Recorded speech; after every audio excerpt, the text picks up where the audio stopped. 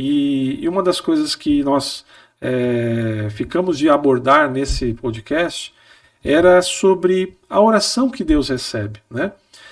Deus ele tem as formas de se comunicar com o ser humano, e a oração nós aprendemos aqui que é a forma de nos conectar com Deus. Mas será que Deus recebe toda a oração? Será que qualquer pessoa, em qualquer situação, em qualquer estágio de sua vida, seja ela crente ou não crente, se ela fizer uma oração, Deus vai receber? Queria ouvir a opinião dos irmãos e também depois eu vou colocar meu ponto de vista. Começando aqui pelo irmão Osana. Bom, eu volto em Mateus 21 ali, né? Quando ele diz, Mateus 21, 22. E tudo o que pedirem, no plural, Em meu nome. em oração, se creres. Essa é a diferença. Vocês receberão. Nós aprendemos também, quem crer e for batizado. Então, de novo, o verbo, a palavra crer aí fazendo a distinção. Então, o fato de Deus receber uma oração de alguém que não crê nele, como ele é onisciente, onipresente e todo-poderoso, ele pode muito bem ouvir aquilo, mas na minha concepção não vai fazer a menor diferença. Por quê? Como é que ele vai atender um cara que não crê nele? Primeiro, se eu não creio em Deus, como que eu vou orar? Não vou nem perder meu tempo. Eu vou me beneficiar dos meus recursos materiais, sociais, fisiológicos, os benefícios que eu tiver dessa minha maneira e dessa matéria que eu vivo hoje, da sociedade onde estou inserido. Agora, ter um supremo ser que controla a minha vida, que eu devo a ele a vida, que eu agradeço a ele por ter me escolhido para estar vivo aqui, que me dá saúde, é um outro nível de conversa. A partir do momento que eu não tenho dependência de Deus, por que eu vou orar para ele? Então não faz muito sentido, né? Uma pessoa que não crê em Deus orar para ele. Legal, geralmente quem não crê também não vai orar, né? Também. Então, qual é a oração que Deus responde? Existe aí vários aspectos, né? Primeiro, vamos se apegar àquilo que é básico para as nossas vidas, a misericórdia do Senhor. A palavra do Senhor diz que as misericórdias de Deus são a causa de nós não sermos consumidos. Então, nós somos frutos da misericórdia de Deus e da graça de Deus. Sim. A graça de Deus, ela se espalhou para alcançar a todos através do sacrifício da cruz, sacrifício de Jesus. Jesus, ele não veio, como ele mesmo disse, não vim para os bons, eu vim para salvar aqueles que estavam perdidos, né? Ele disse, os sãos não precisam de médico, então eu vim para curar, libertar. Então, a misericórdia de Deus, ela alcança a todos. Isso é um ponto, né, que eu preciso entender, e por isso que eu não posso, de certa forma, julgar Deus. Deus pode ouvir a oração de qualquer um, porque isso é a misericórdia do Senhor, é algo que nós não temos capacidade, até mesmo de entendimento. O cara pode estar em qualquer lugar, fazendo seja lá o que for, e Deus pode ouvir, porque é a misericórdia dele, né? Nós não temos como sequer interpretar essa misericórdia de Deus, porque é algo que ultrapassa o nosso entendimento.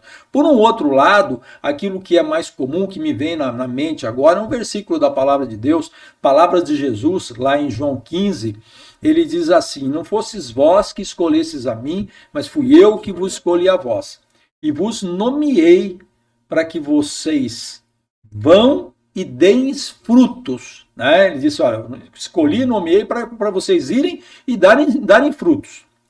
E aí sim vem aquilo que responde um pouco a questão da sua pergunta. Ele diz, para que, ele está dizendo, para que dê frutos. Aqueles que dão fruto, para que tudo quanto pedirdes em meu nome, isso vos será feito. Para quem? Para quem é chamado, escolhido e dá frutos. São palavras de Jesus. Então, se você é uma pessoa que produz, que dá frutos no reino de Deus, é uma pessoa que transborda Deus, que leva a Deus para as pessoas, que abençoa pessoas.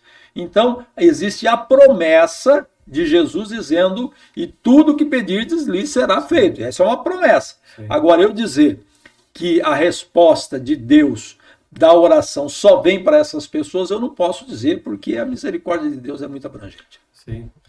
E acrescentando, além do que os irmãos disseram, eu me recordei de uma passagem que se encontra lá no livro de Jó, no capítulo 42, que vai dizer o seguinte, eu vou ler aqui com os irmãos. Então respondeu Jó ao Senhor dizendo, bem sei eu que tudo podes, e que nenhum dos teus propósitos pode ser impedido. Quem é este que sem conhecimento encobre o conselho? Por isso relatei o que não entendia, coisas que para mim eram inescrutáveis e que eu não entendia.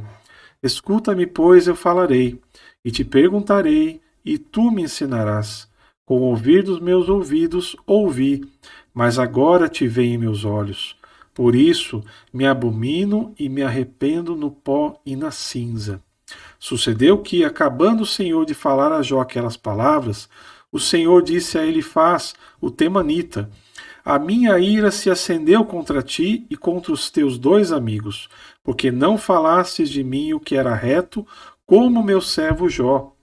Tomai, pois, 7 bezerros e 7 carneiros, e ide ao meu servo Jó, e oferecerei holocausto por vós, e o meu servo Jó orará por vós, porque deveras a ele aceitarei, para que eu não vos trate conforme a vossa loucura, porque vós não falastes de mim o que era reto, como meu servo Jó. Então foram Elifaz, o temanita, e Bildade, o suíta, e Zofar, o naamanita, e fizeram como o Senhor lhes dissera, e o Senhor aceitou a face de Jó. Por último, verso 10. E o Senhor virou o cativeiro de Jó, quando orava pelos seus amigos. E o Senhor acrescentou em dobro a tudo quanto Jó antes possuía. Nós vemos um exemplo, né, na palavra do Senhor, em que Jó, depois de passar toda aquela tragédia, aquela miséria humana, as tragédias que ele viveu, ele tem um encontro com o Senhor fala com ele diretamente, e ensina coisas maravilhosas, como ele disse aqui. Ele não poderia sequer entender e compreender tantas maravilhas. Mas aí então nós vemos a figura de 3 amigos de Jó, que tiveram uma atitude errada, não falaram o que era reto ao Senhor, e que Jó seria aceito. A oração de Jó seria aceito para que Deus viesse a não se irar contra esses 3 amigos. Então, o Senhor disse para Jó orar para os seus amigos, porque a oração de Jó seria aceita. E aqui nós vemos a diferença do porquê a oração de Jó seria aceita e a oração dos 3 amigos não. Nós vemos que Jó, ele diz que ele conheceu o Senhor, ele conseguiu ver o Senhor. A palavra não explica, não diz se ele realmente viu o Senhor face a face. Muito provavelmente não, mas ele ouviu a voz do Senhor e conheceu o que o Senhor tinha para ele.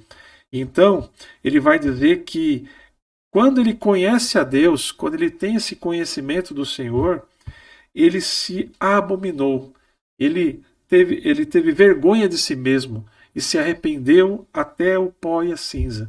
Então ele teve uma atitude de humildade, de humilhação e de arrependimento de seus erros, de seus pecados. Então essa atitude de Jó, ela pode nos ensinar muito, porque quando nós chegamos à presença de Deus, se nós não humilharmos na presença de Deus e nos arrependermos dos nossos pecados, das nossas falhas, Deus não ouvirá a nossa oração. Se nós estivermos realmente em pecado e não estivermos ali com o coração aberto, contrito, quebrantado e arrependido, Deus ouvirá a oração, mas não responderá. Porque assim o Senhor ele age, ele espera que a gente venha estar se arrependendo.